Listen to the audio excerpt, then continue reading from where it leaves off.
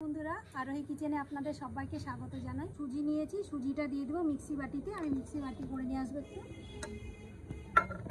নিয়েছি, গুঁড়ো করে নিয়ে চলে এসেছি। আর একটু দানা দানা ভাব আছে, দিয়ে দেবো সুজিটা। এখানে আমার 1 বাটি সুজি আছে, 2 বাটি ময়দা, এখানে 1 বাটি দিয়েছি আর 1 বাটি দেবো ময়দা। চিনিটা আপনারা কীরকম মিষ্টি খাবেন সেই অনুযায়ী দেবেন।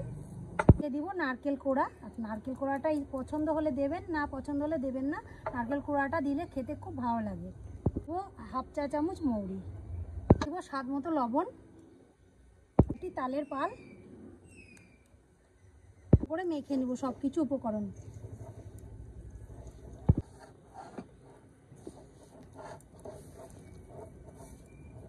আর আমার মাখা হয়ে এসেছে।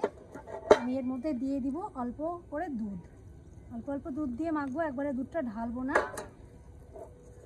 আমি দুধটাকে খুব ভালো করে জাল করে নিয়েছি, জাল করে ঠান্ডা করে নিয়েছি, তারপর দিয়েছি তালের পাল দিয়ে দিচ্ছি। আর তালের পালটাকে আমি ভালো করে ঘষে নিয়ে ছেঁকে দিয়েছি। আর এই রকম ব্যাটারটা তৈরি হয়েছে। আর একটু পাতলা করব, এখন 10 মিনিট আমি ঢাকা দিয়ে নিব, পরে আরেকটু জল দিয়ে আমি পাতলা করে নেব। ফোড়ন দিয়ে খুব ভালো করে মেখে নিয়েছি, আর এরকম পাতলা আছে। আর একটু জল দেবো, আপনাদের কাছে যদি দুধ না থাকে আপনারা জল দিয়েও মেখে নিতে পারেন। অল্প অল্প জল দিয়ে মেখে নেবেন। আমি খুব ভালো করে এবার মেখে নেব। মনটাকে খুব ভালো করে আমি ধরিয়ে নেব।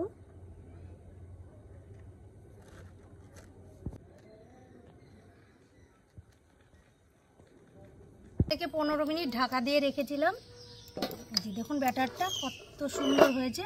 আর এরকম টাইপের আমি পাতলা রেখেছি, খুব পাতলাও করিনি, একবারে ঘনও না, এরকম টাইপের পাতলা। আর আপনারা দেখে বুঝতে পারছেন যে আমি কীরকম ঘন রেখেছি।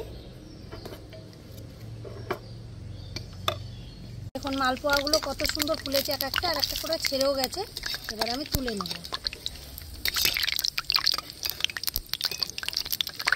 কালার কত সুন্দর হয়েছে।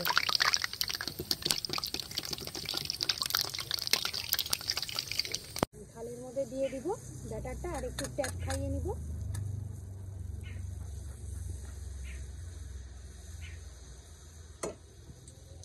আর আস্তে আস্তে উপর দিয়ে তেল ছিটিয়ে দেব, খুব সুন্দরভাবে ফুলবে।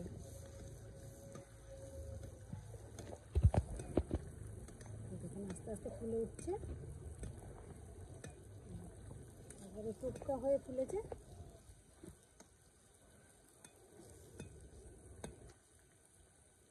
এবার আমি তুলে নেব।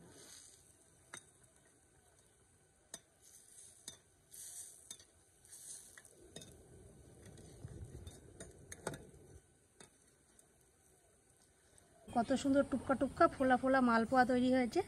আর খুবই গরম, আর তালের মালপোয়া একটু পরেই নিতিয়ে যায়। আর এই মালপোয়াটা খেতে খুবই ভালো লাগে। আমার রেসিপিটি ভালো লাগলে আমাকে লাইক, কমেন্ট, শেয়ার করুন। আমার চ্যানেলটি সাবস্ক্রাইব করে রাখুন।